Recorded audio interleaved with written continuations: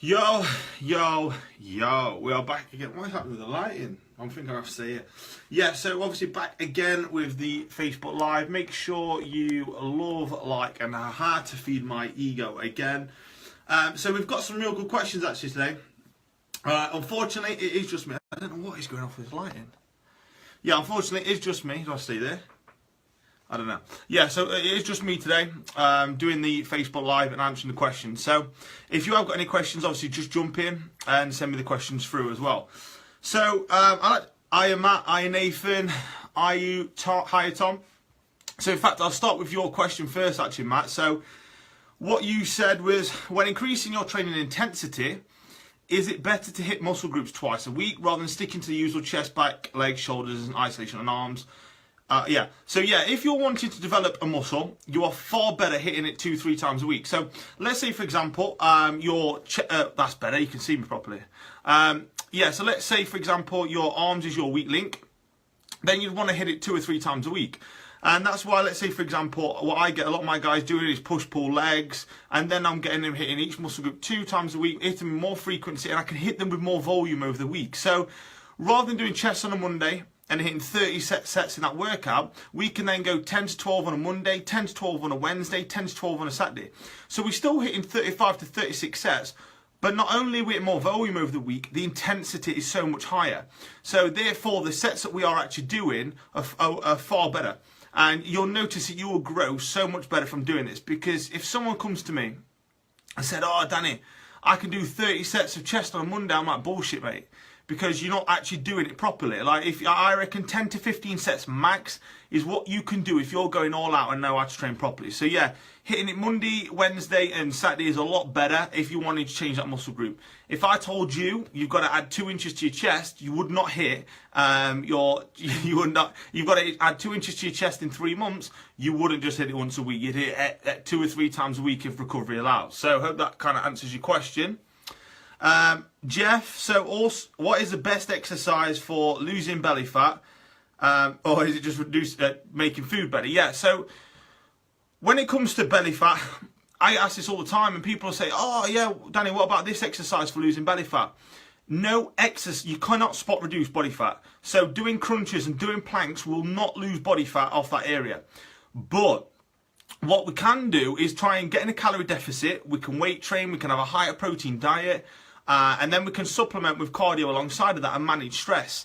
By doing that, we'll lose more belly fat. But there's not one exercise, I don't know what is happening with the lighting here, there's not one exercise that will spot reduce belly fat. So don't ever think, "Oh, someone's told me that this TRX ab crunch or this ab crunch or this plank is the best thing to do," because they're lying, they're bullshitting you, and it's just trying to sell something. So not one exercise is better than the other for losing body fat. It comes down to your diet, it comes down to your training, and it comes down to you managing your stress and your gut health. And if you're doing that consistently and patiently, you will lose body fat, no doubt. I don't know what is happening with the lighting here, sorry about this. I'm trying to get in a good position, I don't know. Right, so is 15 minutes of HIIT really effective? So I'll tell you what I'm going to do, because I'll split this into 2. Oh, I'm back. That's good, stay there. Right, so, I'm going to split this into 2 questions, because someone has asked me earlier, is sprints or steady state cardio the best? Now, it depends, we'll stay there. Right, is the right answer, because if someone is really stressed and got a lot of issues going off, they've got a lot going off work and relationship wise, they're really inflamed, they're not very healthy, their heart rate is high, they're not sleeping very well, giving them HIIT training are probably the worst thing I could do, or getting them doing CrossFit or something, it'd be terrible. If someone is really healthy, really fit, really active, they've got a lot of muscle and they're used to training, doing high intensity training will be perfect for them, and it's probably going to be my priority. So it depends on the actual person. I'm a big fan at the minute of doing a lot of lists with people, so that's low intensity, steady state. And the reason I prefer doing that is just because it's not very taxing on the body at all. And we're also reducing stress, and we're improving our aerobic and cardiovascular system. So I'm a big one for doing lists at the right time. You might start off with the first phase of lists and then gradually getting them into high intense interval training.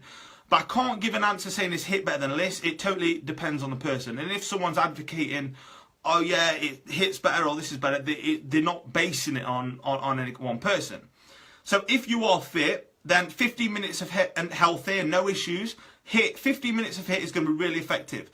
When you are using HIIT, remember, it is all out. It's not like 10, 20, 80, it's not 80%, it's fucking 90 to 100%. You are going all out. If you are really stressed, you are really inflamed, then I'd probably recommend doing steady state cardio. So once again, it just depends on the person there. Right, so okay. What is best to do if we don't have much time and you haven't got time to go to the gym? Well, what I would say to do here is you can still get really good results by doing home workouts. And what really matters is that you, and challenges, kind of what we advocate in our client group, and they will work really well. And that could be your first phase, especially if you're not very confident in going to the gym or you haven't got much time. Then what we can get you doing is start getting you to actually doing weight training or start doing some HIIT training. So once again, it totally depends, but doing 15, 20 minutes of some home workouts or Tabata kind of stuff, that will work really well if you haven't got much time. But the aim should be to get you to do weight training. I go with a rule of 70 to 80% should come from weight training, and the rest should come from walking and cardio and everything like that, depending on the person's goal. So if you've got it the other way around and you're doing 80% classes and 80% cardio, but you're turning around and saying to me, Danny, I want the body of this fitness model, or Danny, I want the body of this physique girl, I'm like, well, you've got your priorities wrong, because that isn't going to get you the body you want. Yes, cardio will get us leaner, cardio will get us healthier, but it's not going to build the physique that you want. So to do that, the only way that we're going to do that is by having weight training as well. So this is kind of why I'm a big fan of having, most of our programs has to come from weights, and then we can supplement with cardio, and that's how you're going to kind of build the best body yet.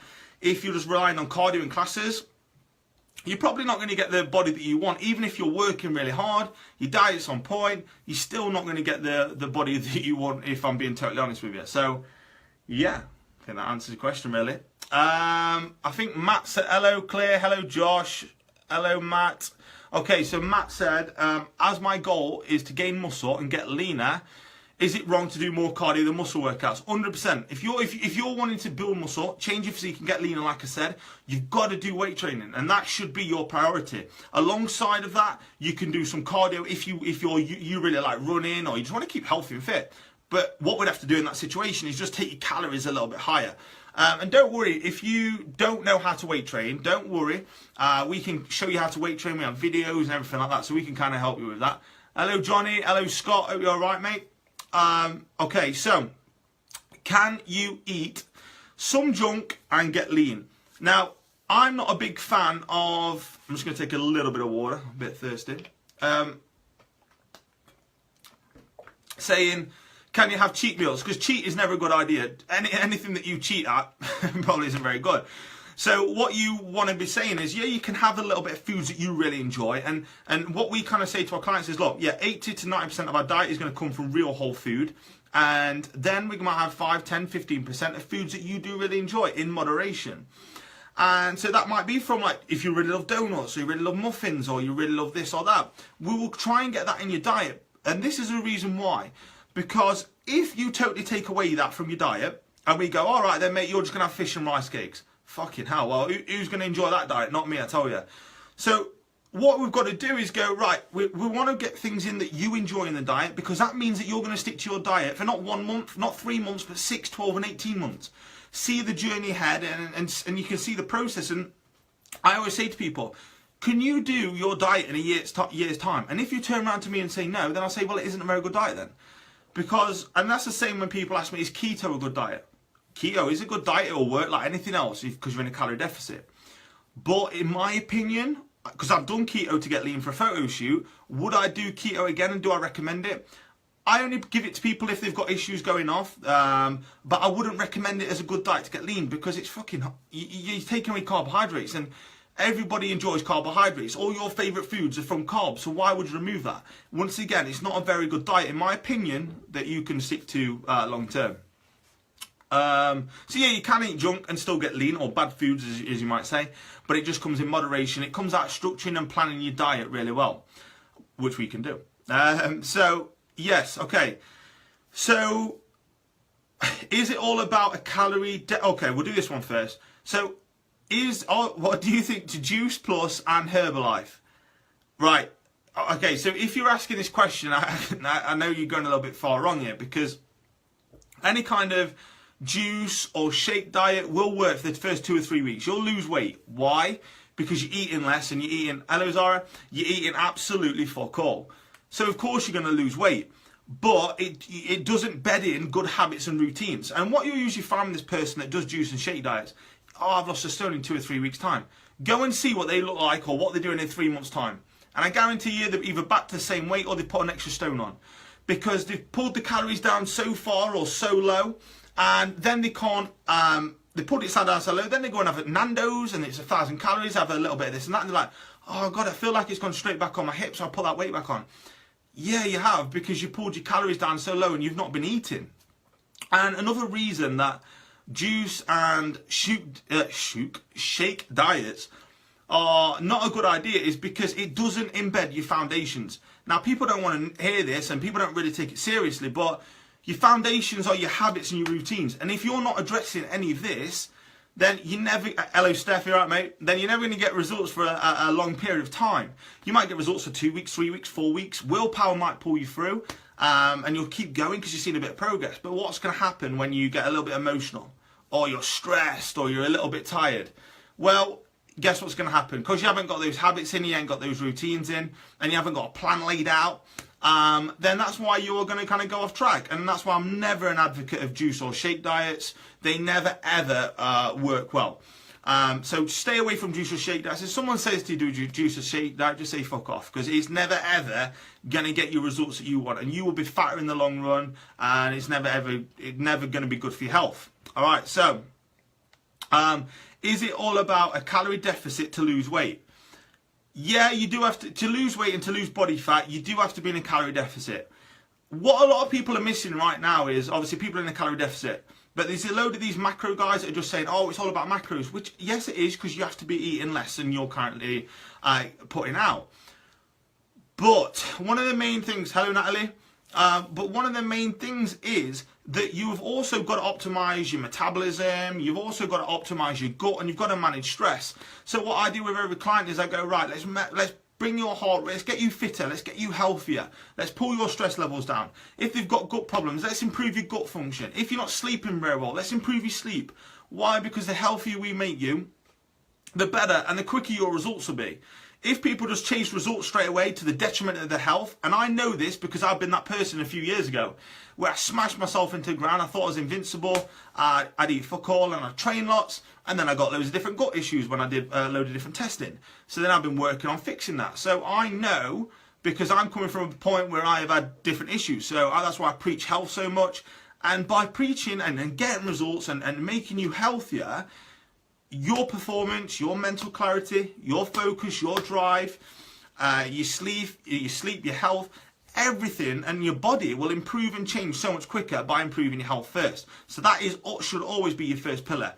So yes, you need to be in a calorie deficit. We don't want too much of a calorie deficit because we want to perform well. We want to train hard. We want to sleep well. We want to manage stress. We want to manage blood sugar levels. If you take your calories all the way down and just eat dust, well, guess what? Yeah, you'll lose weight, you'll lose body fat, but you're not going to be able to function very well. Then you're going to cheat, then you're going to go off track, and you're not going to feel great, and you're going to go, this diet doesn't work for me. Well, it's just a case of you just rushed into everything and tried to get results over 2 or 3 weeks. Think about the long term, think about building habits in, think about building routines in, have a plan, have a structure, set yourself weekly goals and targets. This is a shit that nobody's doing, but this is a shit that you need to do to get consistent results. I don't know why that light keeps changing. I don't know what's going on. But yeah, that's kind of what you have to keep doing to get consistent results. And I'm not going to bullshit you. You can try every diet on the sun. Every diet will work, but the ones that you focus on habits and routines, and the one that makes you healthy and fitter and you feel great, that's one that you'll stick to and get results for in the long run. Okay, so what have we got here? Is weights or cardio better? It doesn't matter, but remember, if we are wanting, if you want, let's say for example, this person's wanting to build muscle, then yeah, you need to obviously do weights. If this person's wanting to lose body fat and they've never ever been in the gym, then maybe cardio is the good start point, or doing home workouts because they're not very confident and don't know how to apply the principles of weight training. And remember, weight training is a skill.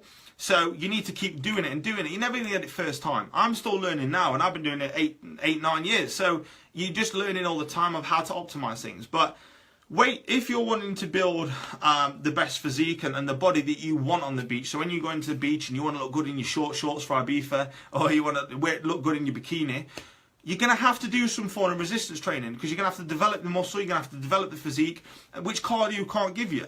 So cardio does have its place, and I'm a big fan of cardio for health and other reasons, but if you wanted to build the body that you want, you're going to have to do weight training as well. All right, so Matt has said, all right, does it... Okay, I'll start with yours first, Naveed. So, does it matter some days you go over calorie deficit? I'm not quite sure what you mean. So, are you trying to lose body fat? Look, if you're trying to lose body fat, then what you're kind of doing there without knowing it is kind of like a calorie fluctuation. So, you're some days are lower in a deficit, some days might be a level at baseline, on some days might be in an actual surplus, but that is really good to do, because that calorie fluctuation helps with our metabolism, it helps us make us feel good, helps with our pumps, helps with our energy, helps with our sleeps. So I kind of always do a carb cycling approach or a calorie fluctuation approach for everyone, just because we're getting a good fat loss phase for 2 or 3 days where calories may be lower, then other days are going to support our hormones, are going to support our sleep, our stress. So you're kind of getting everything all in one there. So yeah, that doesn't matter at all. So that'll work really well.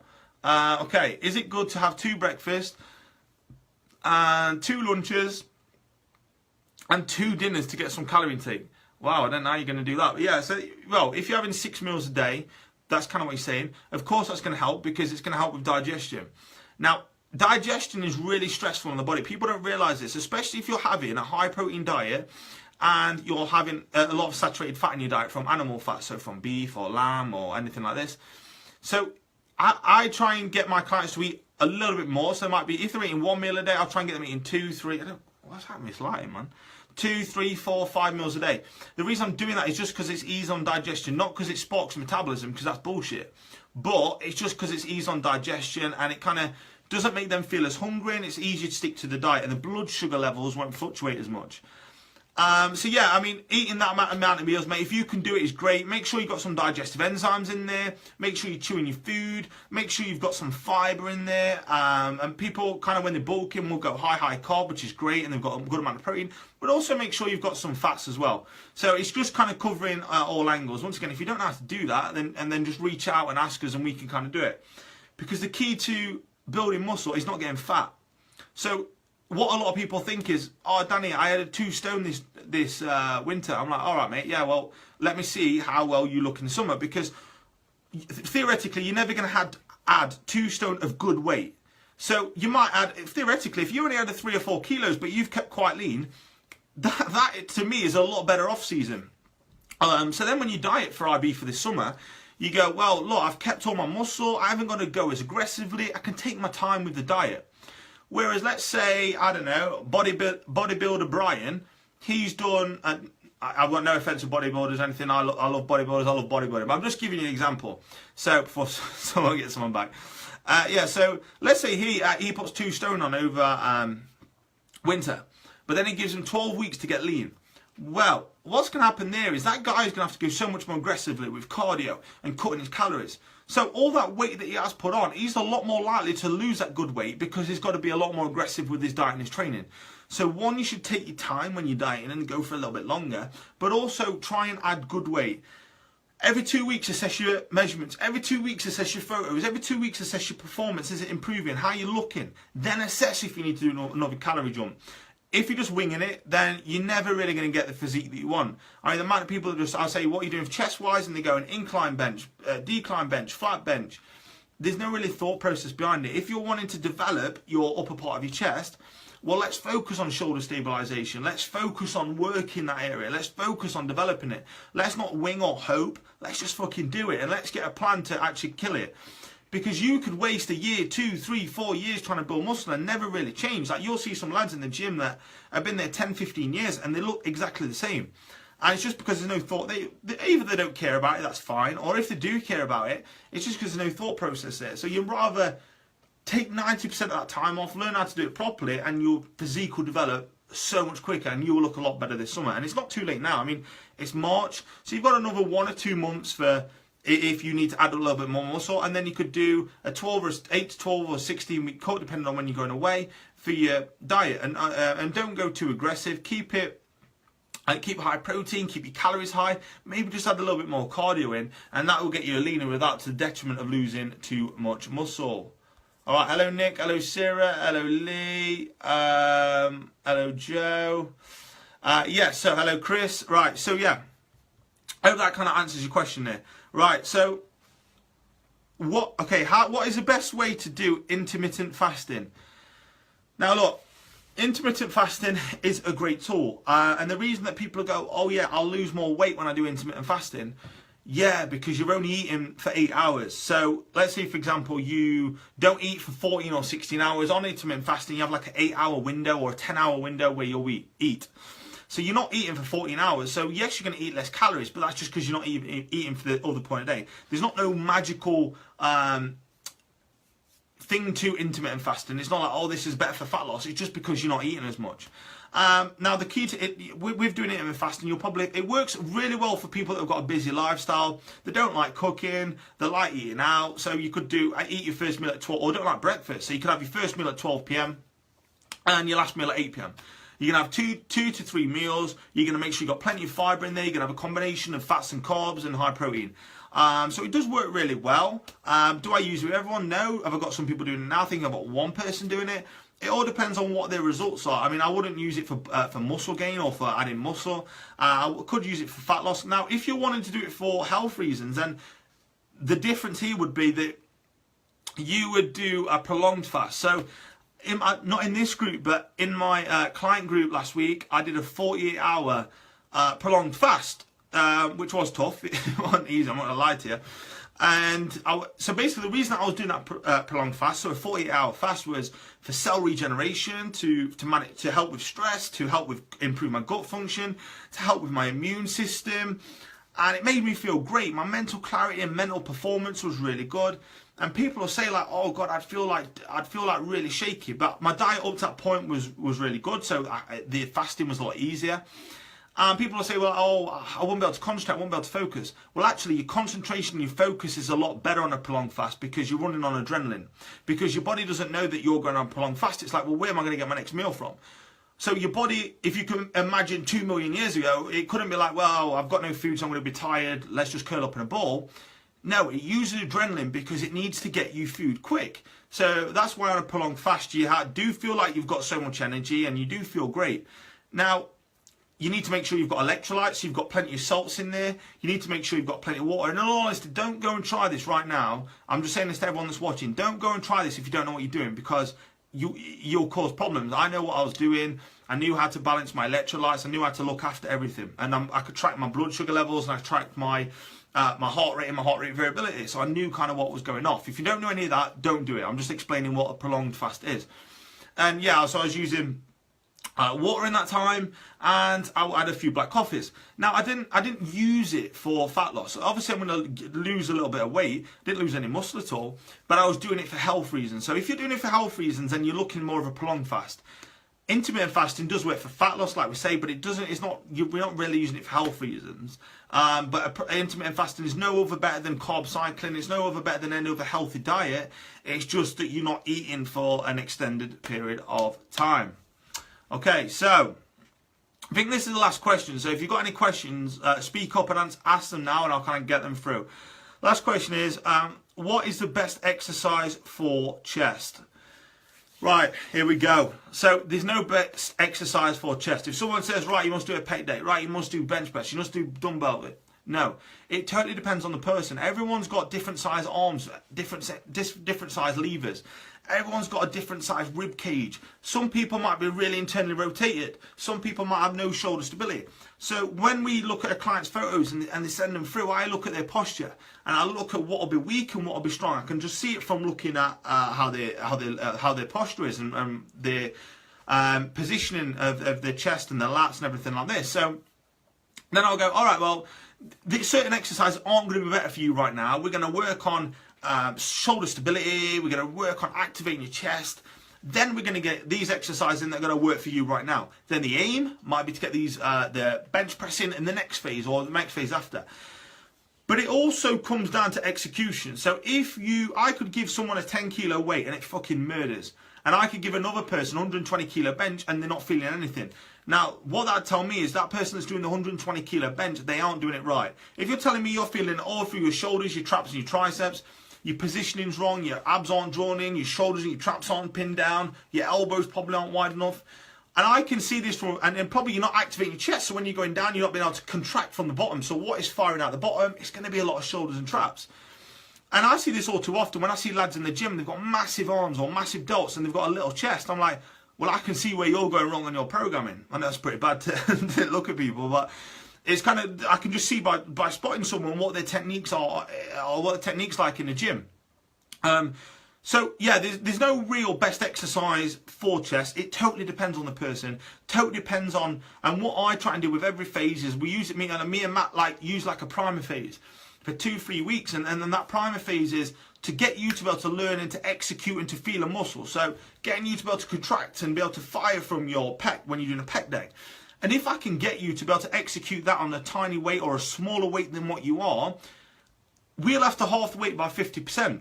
But then, imagine in 2, 3, 4 weeks' time when I've got you, we've released your chest, we're learning how to activate your chest, we've got our body in a good position, we're focused on working on our weak areas, then I get you lifting big, bam. What's going to happen? Your physique is going to change. So if you're going around in, if you're going through in a roundabout right now and you can't develop your chest, you don't know what, am I missing out on this exercise? Am I not doing that exercise?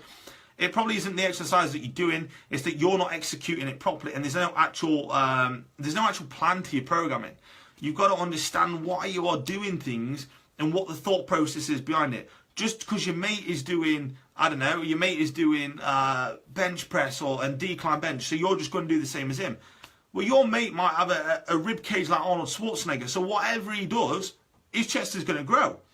You might have a really thin rib cage, you're a really slim build, so we have to think a little bit more differently with your programming. So it totally depends on the person. I'm not going to give you like, oh yeah, you must do incline bench or whatever. We'll look at a person's physique, we'll look at the posture, we can kind of see what muscles are tight, what muscles are weak, and what we need to work on. And when you do that in your programming, then everything will kind of, you'll open doors into developing your physique. And that's why like a lot of our transformations, the guys will look totally different. And people are like, well, they've built muscle. They probably haven't built any muscle at all, if I'm being totally honest. But what they have done is to preserve the muscle, they preserve the tissue, we've got the diet right, but also the training. I'm focusing on those areas to make the physique look totally different. I've maintained the muscle, but what we've actually done is lost body fat. And that's the art of physique development. And if you want to build muscle, don't just go, right, I'm going to do chest on a Monday, back on a Tuesday, legs on a Wednesday.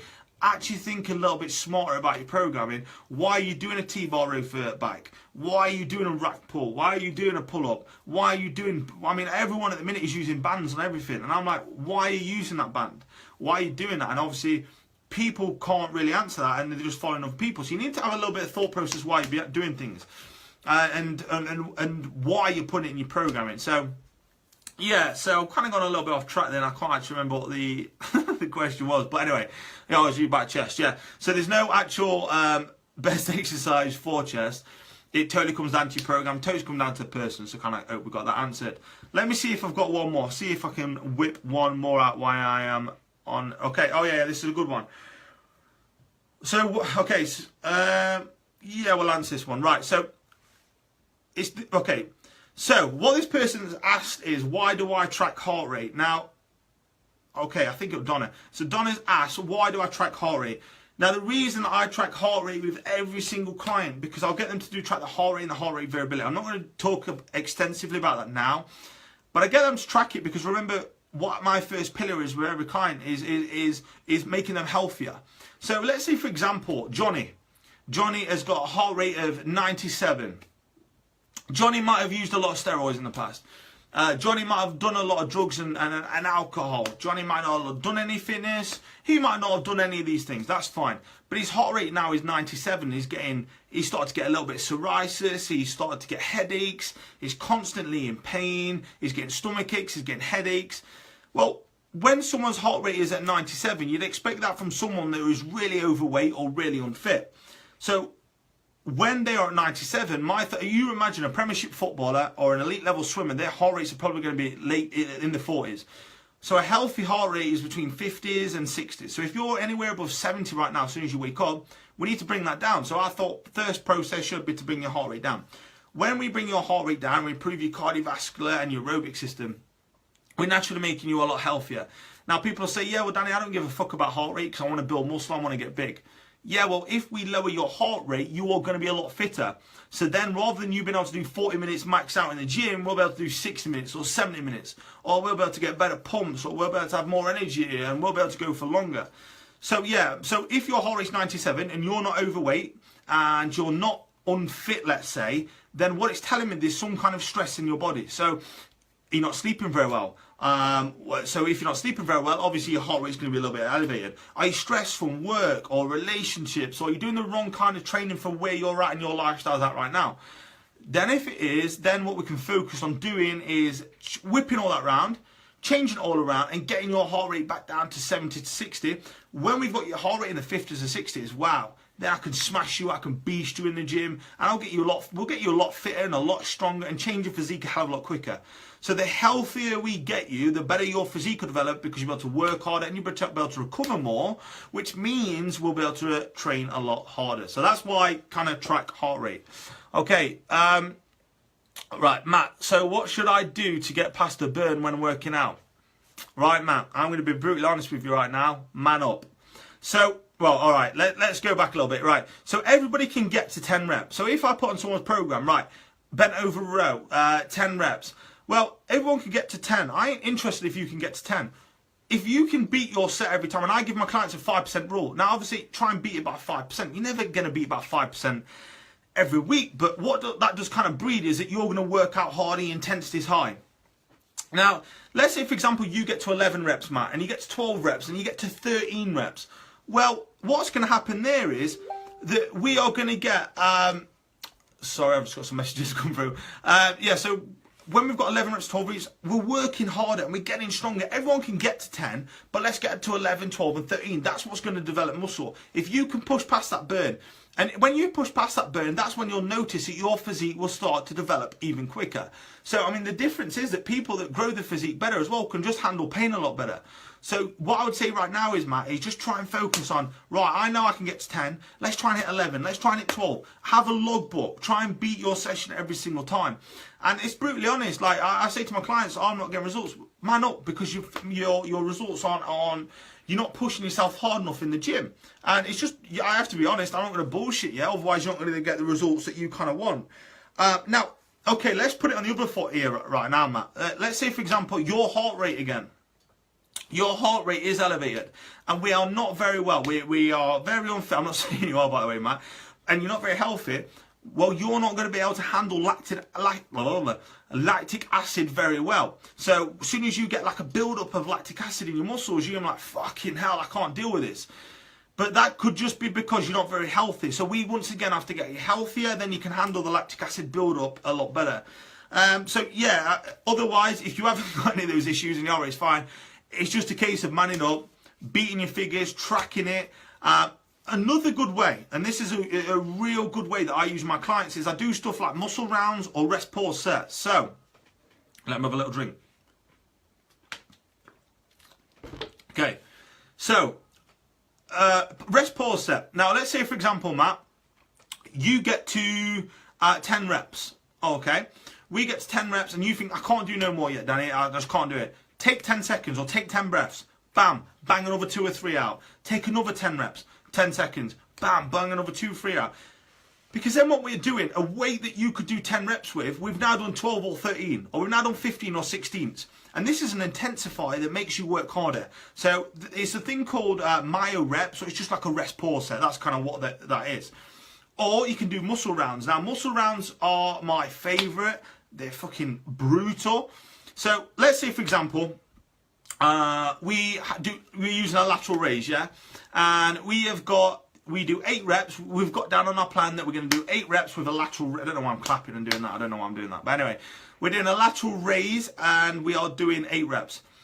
Right. Well, what we're going to do, pick a weight that we do 8 reps with. So let's say that's 8 kilos. All right, now we're going to do with that 8 kilos, we're going to do 4 reps. Okay, take 5 seconds, take 10 seconds, another 4, bam, another 4, another 4, another 4, another 4. So you do 6 mini cluster sets of 4. So a weight that you could do 8 reps with last week, we have now done 24 with.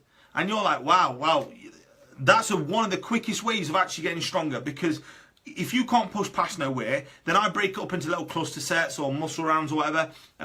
Muscle rounds is a cluster set, yeah. So cluster sets or rest pause sets or different intensifiers to get you stronger. So if you're not doing any of that at the minute, or you're just doing straight sets or supersets, that could be your reason why. Or if you're doing, this is another common thing that I see people doing when they're trying to get stronger, they're doing supersets. Well, obviously if you're doing supersets, drop sets, trisets, strip sets or whatever, yes, it's very difficult and it's very demanding, but you're never really going to get stronger with doing that. Break it down into, if you don't want to do any of these intensifiers, just do a straight set. So you could go, right, well, I want to get strong on my chest. I'm going to do 5 sets of bench, and I'm just going to do a straight set. I'm going to go really heavy, 90 to 180 seconds rest. Then I'm going to bang out another set. I'm going to track all my progress. I'm going to try and get stronger. And when you do that, your physique will look totally different. So there's probably a lot of things that you aren't really doing right there that will make a big difference. And that will develop your physique a lot quicker. Don't just keep going through the motions with no plan. You're not doing any of this stuff, because you'll keep going around. A year later, you'll come back and go, Danny, I've still not developed that chest, or Danny, I've not changed this, or I've not changed that. Yeah, it's probably because you've not been applying yourself or done what we've said we're going to do, or you've not had any accountability or someone coaching you. So if you're not doing any of that right now, just go and reach out to someone and kind of let them help you if they know about all that stuff. And building muscle does take time. If someone says, oh yeah, we can build your muscle in 3 weeks, they're lying, they're bullshitting. No, you can't. Building muscle takes time. Yes, we want to see gradual progress. We want to see marginal gains. When we see marginal gains, we are going to keep our tissue and we're going to keep hold of it and keep progressing. So it takes time. You play the long game. Have your nutrition down. Have your habits down. Have your morning routines down. Log your training. If you don't know how to change your physique, get someone that will change your physique. Hello, Emma. Hope you're all right. I.e. us, and then we can kind of help change your physique, mate. So yeah, so don't waste no more time, just kind of crack on. So that's it for today. I've answered all your questions. So all the questions, if you have just joined in, I'll post them on this Facebook Live after this. Now I'm going to try and do, I'm going to have a week of hello Emma, nice to hear from you. I'm going to try and do 2 or 3 Facebook Lives in this group this week. So send me over your questions and we'll get these answered. We'll get Matt on at least one as well. It's all right. You can catch it later, Emma. So then you can see kind of, we'll do 2 or 3 Facebook Lives and I'll have Matt on one, so we'll answer those different questions. So post me them either privately or post them in this group or post them below this. So, hope this video helps, guys. Go back and watch it later because there's loads of good information and answered every single question. And I'll speak to you again this week. Have a good evening, guys.